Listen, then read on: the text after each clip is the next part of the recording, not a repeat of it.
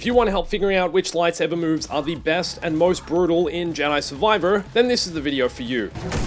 I've gone through, leveled up my skill tree, and unlocked all the most powerful Force moves in Jedi Survivor, tested them all out, and today I'm going to present my findings. Some of these will include ways of taking out multiple enemies all at once. I'm surprised Disney allowed Respawn to include some of this stuff in the game. Also, if you'd like the chance to try and win a copy of Jedi Survivor, I'm giving away a copy on my Instagram and on my Twitter, so come follow me on each of those and keep an eye out for details about the giveaway. Also, please subscribe. Got lots more Jedi Survivor content coming, and my walkthrough is being released on the channel. Hey everyone, it's Andrew. So I'm at a point in Jedi Survivor where everything I'm showing you in today's video is using roughly 30 skill points. The more you play, the more time you spend in combat, the more skill points you're going to unlock and more of a beast you're going to become. But I've spent the last few days resetting my skill points, testing different abilities, and also made a video comparing all the lightsaber stances, which you might want to check out to see which stance you want to level up right from the get-go. So the first thing I'd recommend doing to become an absolute beast when using the Force is to use skill points to upgrade certain abilities in the Jedi concentration section of the skill tree. You want to use your initial points to get the attunement, lucid attunement, and enlightened attunement abilities on the skill tree, because these will ensure that you're maxing out your Force meter and you won't run out of Force after just 1 or 2 attacks. I'd also really recommend the channeled energy ability, as this allows Cal to regain more Force when he defeats an enemy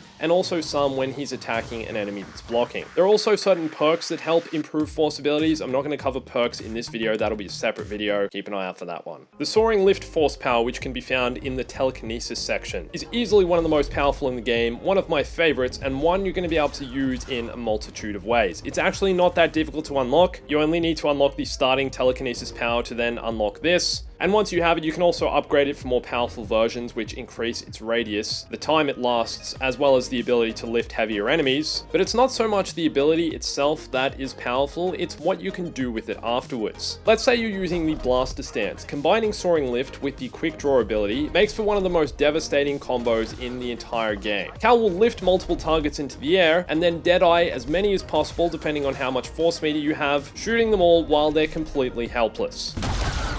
At the Jedi Survivor preview event I went to in LA, we didn't actually get to play with the blaster stance, but we got to see a demo of it up on the big screen, and this move specifically made the entire audience go crazy.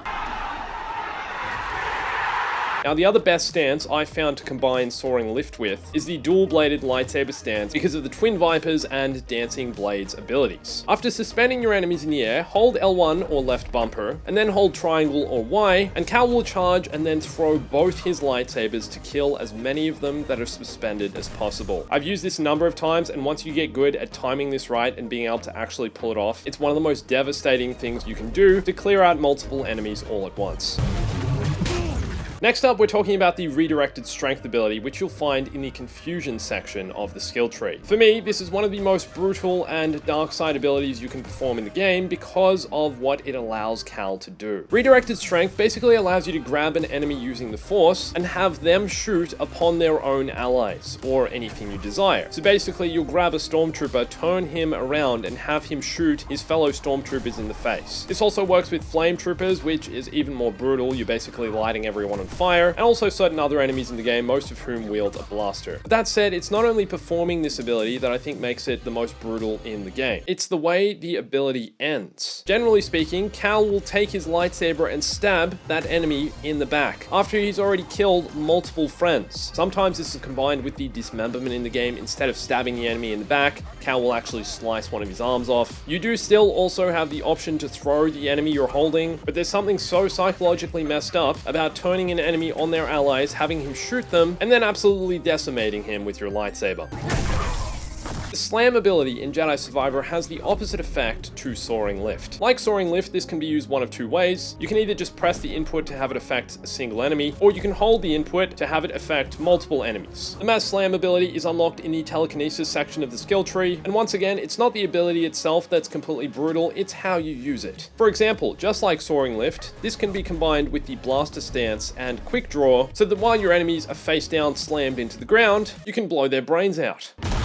But what I find most fun about this ability is after slamming the enemies into the ground, walking over to them and then slamming your lightsaber through their back. This is something I think Cal could also do in Jedi Fallen Order if an enemy was lying on the ground, but the fact you have the ability to slam the enemies into the ground in Jedi Survivor against their will and then stab them in the back makes this ever so much more brutal. Do you guys remember watching early trailers and gameplay for Jedi Fallen Order and seeing how Cal could use the slow ability to slow a blaster bolt and then pull that stormtrooper into the blaster bolt? Well, that's something you can do again in Jedi Survivor. The slow ability is also something I tried using on flame troopers to slow down their flames and then pull someone into the flames. It doesn't work as well, but it does still deal some damage. I also found it really fun to combine the slow ability with Soaring Lift and with the slam so that enemies were even more helpless against my attacks. Once you get to the point where you've upgraded your force meters enough and you can start combining force powers is when you're going to become a true dark side user in Jedi Survivor. You're going to do some things that you're going to be like, I'm pretty sure this is not the Jedi way, even though the verdict is still out on what the Jedi way really is. Mace Windu slicing heads off all over the place.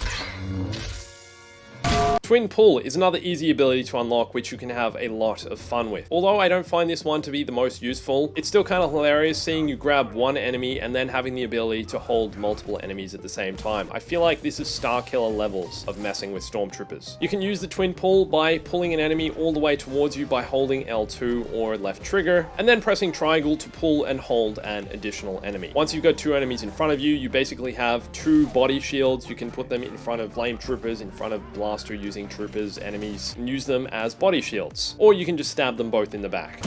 You might have noticed certain enemies in Jedi Survivor throw grenades at you, and what I normally do, what my normal reflex to a grenade is just pressing the R2 or right trigger button to push that grenade right back to them. But did you know you can actually hold L2 or left trigger to pull that grenade towards you and then throw it in the direction you desire? This is especially useful to use when you're faced with a large group of enemies. Someone throws a grenade and you want to be able to use that grenade to take out multiple enemies at the same time, or just redirect it wherever you like.